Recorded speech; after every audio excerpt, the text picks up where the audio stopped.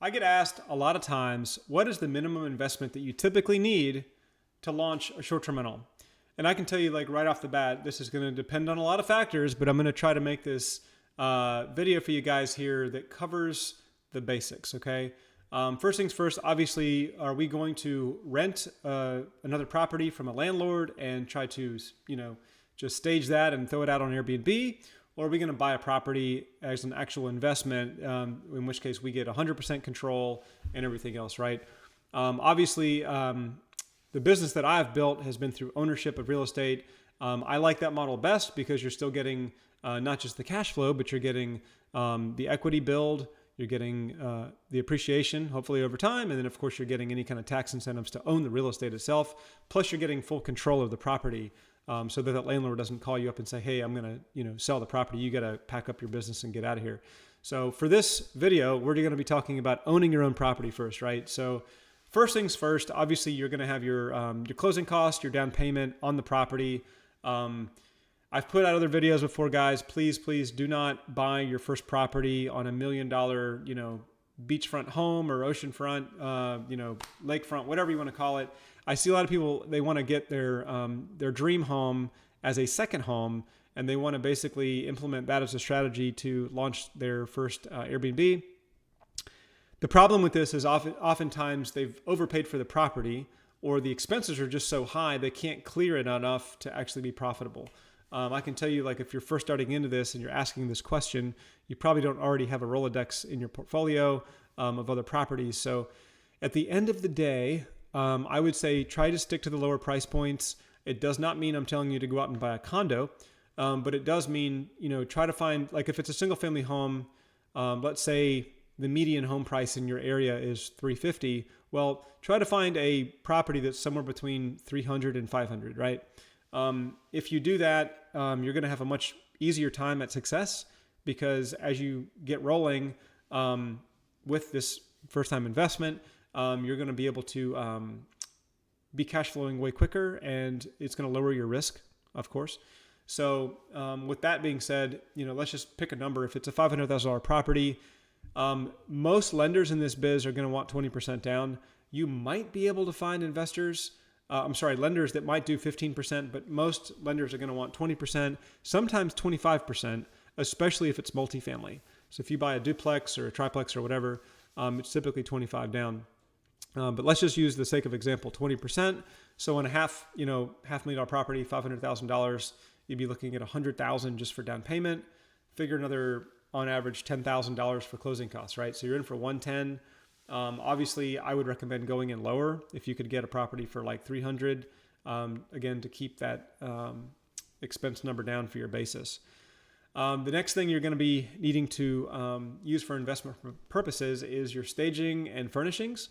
When we first got into this game, like we basically just tried to figure out how we could stage the entire unit for under, I think our budget was like $5,000.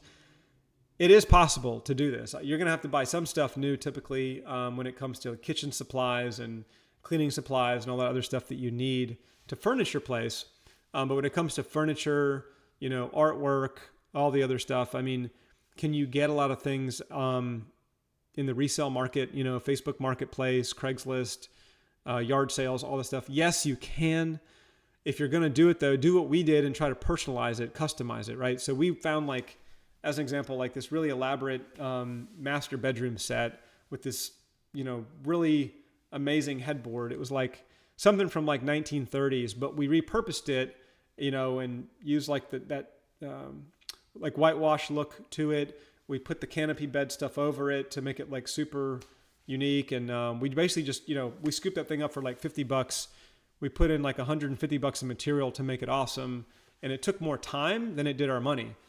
So that is definitely a strategy, you guys. You can use that if you're low on funds and you have the time.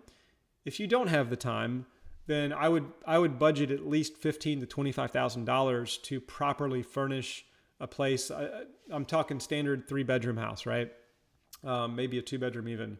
If you've got like a larger property that's 5+ bedroom, you're probably looking at well over 25 or 30 grand just to furnish it properly with brand new stuff, right? Like you don't want to be, obviously all your mattresses are brand new. Most of your kitchen stuffs, like appliances, are going to be brand new. So you got to be smart about that. But I can also tell you from experience that if you buy cheap furniture, you're going to have to buy it twice within 2 years. So do not skimp out on your bed frames. Do not skimp out on a cheap couch.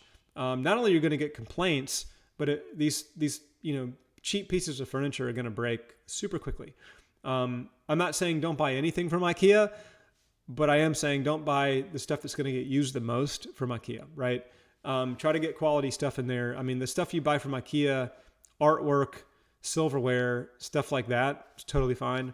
But when it comes to like beds and larger pieces of furniture that people are sitting on, we try to go quality on that. So you buy it once, it's good for 5 years. And then also be careful about your materials too. Not to change the subject of this video, but buying quality furniture that is easily cleaned, it isn't going to get stained very easily. It's going to last longer. It's going to save you your investment dollars. Next thing would be amenities. This doesn't apply to every property, right? If you're buying a condo or a townhome or whatever, you may not really have a big budget needed for amenities. But if it's, let's say, a single family house, are you planning to put in a hot tub? Are you going to put in a pool, or do you have to repair a pool? Are you going to put in a sauna, or are you going to put in some really awesome deck or fire pit? You're going to put in whatever on the inside of the house just to make it awesome, like a movie theater. I mean, you will kind of want to get a budget together of what these amenities might cost and be realistic about it, and don't try to skimp on it, because again, these are the things that are actually going to bring you revenue after you've launched. So you don't want to skimp on the things that matter the most, right? But you do want to factor them into the investment you're going to be making. Next thing would be any repairs that property might need. This is often found when you are going through inspections when you bought the property. However, anything that is going to be a repair needed for your guests or for the long-term investment of the house. I mean, the roof, the HVAC, anything like that are bigger ticket items that are going to cost $5,000, $10,000. You want to account for all that. So just keep that in mind so that you have a good handle of what it's really going to cost. So at any given time, I mean, I would say like 50 to 80 grand is going to be your minimum allocation, depending on the size of the property you bought, to make everything work and how much time you're going to spend without having to buy everything new. But it could go up to $150,000 to $200,000 depending on what you paid for the house, and then all your furniture, staging materials, and then amenities and any repairs you have to make. So it's a pretty big ballpark, but again, it's so specific to the type of property or investment you're going to be doing, and of course where that property is located, right? The other thing to mention is that you do want to make these properties unique if you can. We have found that is one of the best ways to crush it in any market that you're in. I mean, there's other things you can do, of course, but making your property stand out is always worth the investment. And that could be another cost. You may want to hire a designer. I know a lot of people, we do it. We have kind of an in-house designer, but at the end of the day, if we didn't have one, we would be paying for one. And we've also helped people find those and put those together. So a good designer is worth their weight in gold. I know it sounds expensive to pay somebody like $5,000 or $10,000 just to give you like an overall design scheme of what they envision for the property, and then you still have to go out and implement that. But you could literally make that money back within 2 or 3 months of additional income if you've gone above board with your property compared to the competition.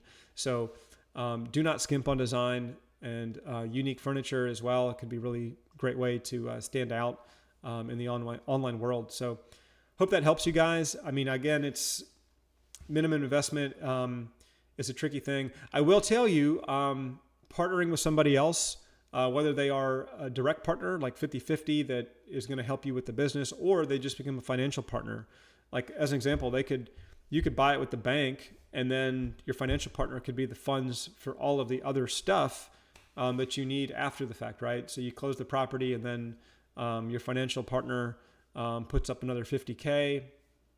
We've partnered with other people like that too. I mean, it's a great way to do it. They don't really do anything except supply the money. So you're kind of managing everything, but sometimes they put up all the money, including the money with the bank. And then you're basically going in on a short-term rental that you own with your partner, and you've put up $0 like at all. And you're able to scale very quickly when you do these things. So just keep that in mind. That is a very viable avenue to go out and basically get more capital to do what you need to do so that your financial part of the equation is no longer a factor that's going to limit you to growth. And how to do that is a whole nother video.